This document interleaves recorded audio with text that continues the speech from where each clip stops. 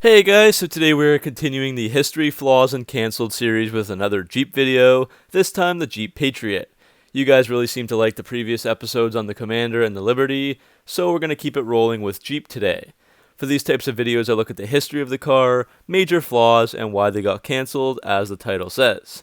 So we're making our way through many of the Mopar cars. We've already done the Dodge Avenger, Dart, Caliber, Magnum, Nitro, Chrysler 200, Sebring, Aspen, and a lot more. And if you are new to these types of videos, the first part focuses on looking back at the history of the car and all the details and specs, and then we jump to talking about the events that led to the car being cancelled and any flaws that it might have had. The Patriot was around for a while with 11 model years from 2007 to 2017, so we begin back in 2005. The Jeep Patriot concept was first shown off at the 2005 Frankfurt Motor Show in Germany, and then the next year it would debut at the 2006 New York Auto Show alongside the Jeep Compass as a production model. Both the Compass and Patriot would share the GS platform with the Dodge Caliber, but you'd never really know just looking at it due to the exterior styling changes. And the Jeep Patriot is a front-engine, 5-door compact crossover SUV. For the first model year in 2007, Jeep offered the Patriot in two trim levels, Sport and Limited, both available with either front-wheel drive or 4x4 capability. The very first Sport started at just $14,550, which if we account for inflation is still a great deal at $18,240 in today's USD. The 4x4 Limited was still inexpensive at $21,555. There were various other models added here and there, like the Latitude for 2014, and special edition trims as well, which we will go over later on in the video. By 2017, the Patriot was down to just Sport and Limited again, with the most expensive version going for $25,840. The Patriot was also available in other markets like Europe and Australia, and Europe got trim levels such as Sport, Sport Plus, Limited, and Overland. If we take a look at the design of the Patriot, it is unmistakably a Jeep from every angle. The front and rear bumpers are very defined and not molded into the fascia, silver on the Limited and body color on the Sport. The windshield and rear door are very upright, and when compared with the Compass, the Patriot is more rugged looking and doesn't have the more rounded edges like its platform mate. To me, it almost looks like the Liberty or a mini Commander. In 2011, there were some minor interior and exterior changes. The front and rear end were updated, with the fog lights shrunken and relocated, and the Patriot lettering on the rear bumper was simply removed. The rear bumper was also deeper, with the purpose to totally hide the muffler and other mechanical parts. The 2011 and up Patriot also rides higher than before, and has half an inch more of ground clearance, up to 9 inches. 16-inch steel wheels were standard, but the 17-inch aluminum wheels offered made the Patriot look much better. Not much else changed for the rest of the years though, and by the last year in 2017, this model looked quite dated compared to newer models like the Renegade. Moving inside, the first thing to notice is that the seating position is high, 2 inches higher than the Caliber.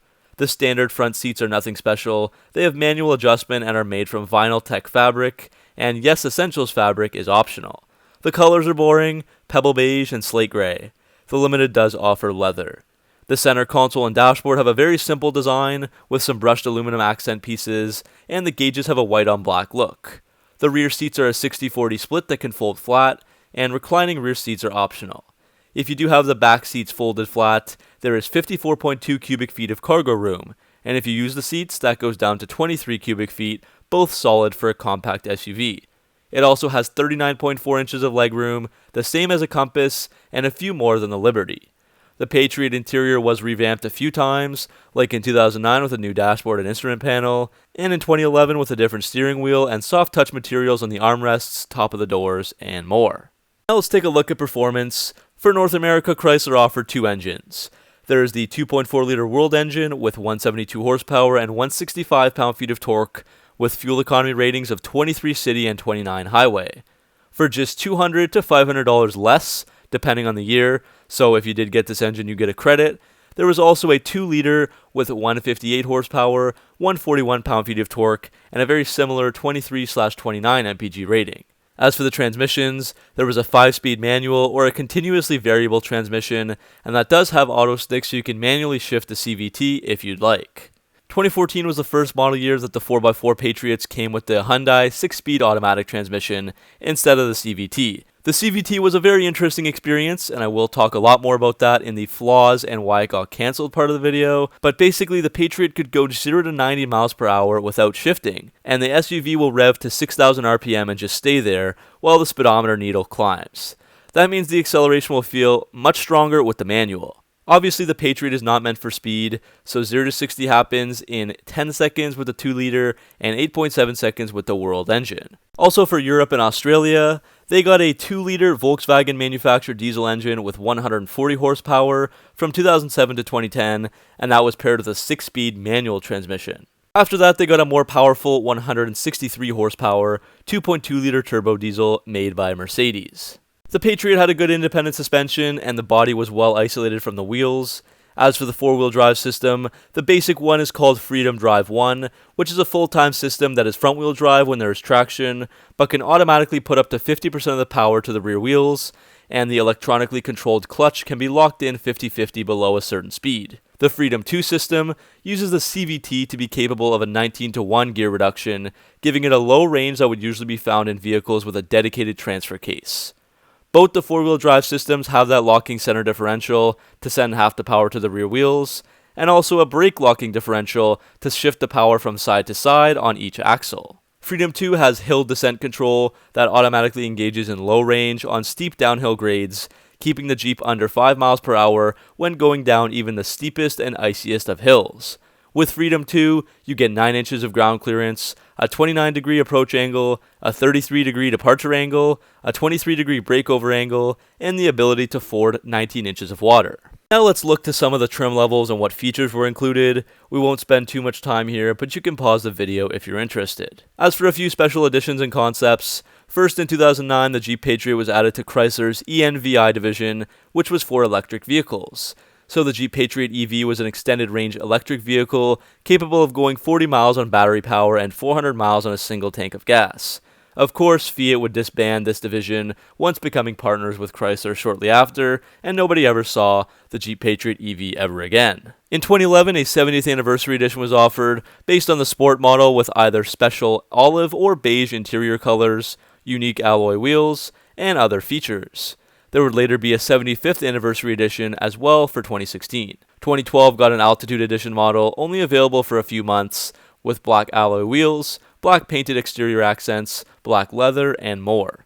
2013 saw the Freedom Edition model, a special trim to celebrate the US Army and military, with a special star hood decal, dark alloy wheels, and commando green metallic paint only offered on this version. Production was discontinued in December of 2016, and the remaining vehicles were sold off in 2017, or most of them.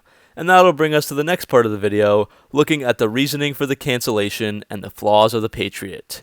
I've come up with 6 different reasons and or flaws that refer to the car or Chrysler decisions. So let's have a look. The first 2 reasons kind of go hand in hand, so we'll talk both about them.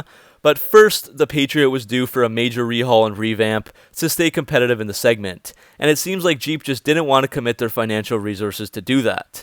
This was never a particularly bad vehicle, and was usually popular, selling well its entire life, and even having its best 3 years of sales from 2014 to 2016, right before the cancellation. Most people agreed it had terrific value, with a base price starting around $15,000 to $18,000 depending on the year, and of course it could be fairly well equipped for a few thousand more. However, by 2017, the Patriot had aged. The interior had become very dated, simple and plain, only getting that small refresh back in 2011. The technology was older or non-existent, and even the engine choices never changed throughout the entire life of the vehicle. Talk about economies of scale. That leads us right into the second reason though, which was that Jeep chose to focus on the Compass instead. They felt that the Patriot was too similar, they didn't need it, and they didn't want to spend that money to properly modernize it, as it was time for a new one, as we went over. So the second generation of the Jeep Compass debuted in late 2016, replacing the Patriot and the first-gen Compass in one fell swoop. In hindsight, this was actually a very smart move, as the Compass sales have been very high in the past few years, and this decision pretty much forced anyone looking for a new Patriot to choose a new Compass instead. We can also look to the Jeep Renegade as having a role in the cancellation, and at one time it was believed that the Renegade would replace the Jeep Compass and the Patriot in the Jeep lineup. The Renegade came out for the 2015 model year as another subcompact crossover SUV. The Patriot had always been one of Jeep's most affordable models and was actually the least expensive vehicle in the entire Jeep lineup until that Renegade was released.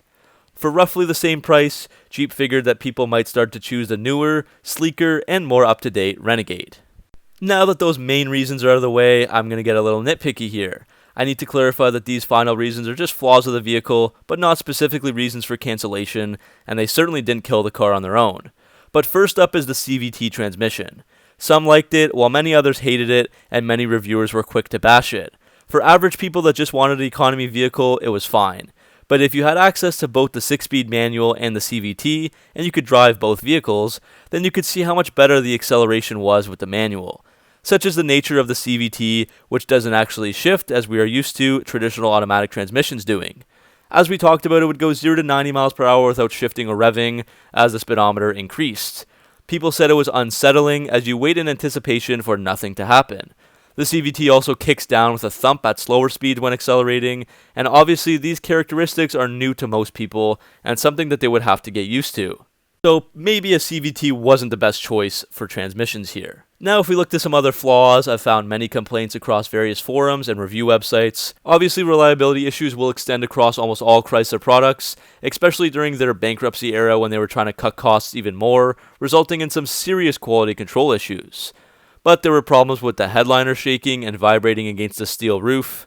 Using the spare tire would cause the engine to operate strange and give you warning lights, and many suspension parts were failing prematurely at just 30 to 40,000 miles. As for federal crash tests, the Patriot received a 3-star score in frontal crash and rollover testing, and it was rated poor in that category. The last thing I want to talk about is the Patriot got blasted in the media and reviews for no reason. Many were quick to badmouth it, saying it was underpowered, cheap, bulky, too small, and on and on. But unfortunately, many economy cars suffer that fate, and that's exactly what the Patriot was. An economy vehicle built to economy standards, and the price tag reflected that.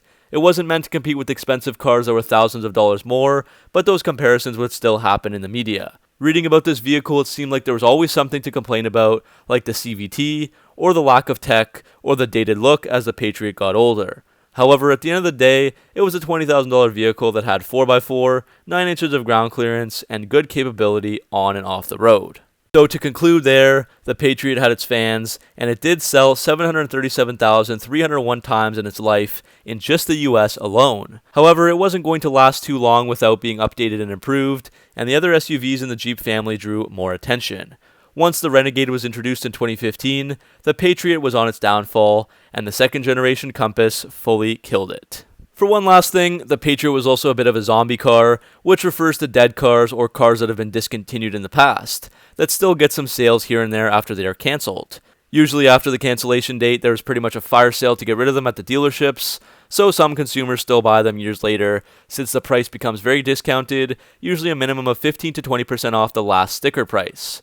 So Jeep still managed to sell over 40,000 units in 2017, and then another 621 in 2018, 27 more in 2019, and this thing is still going, selling another brand new version in March of 2020. So that's the end of this video, guys. Thanks for watching, and hopefully you enjoyed it.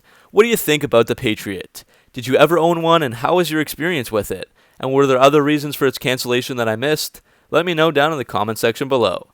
Make sure to like and subscribe for more Mopar content, and I'll see you guys in the next video.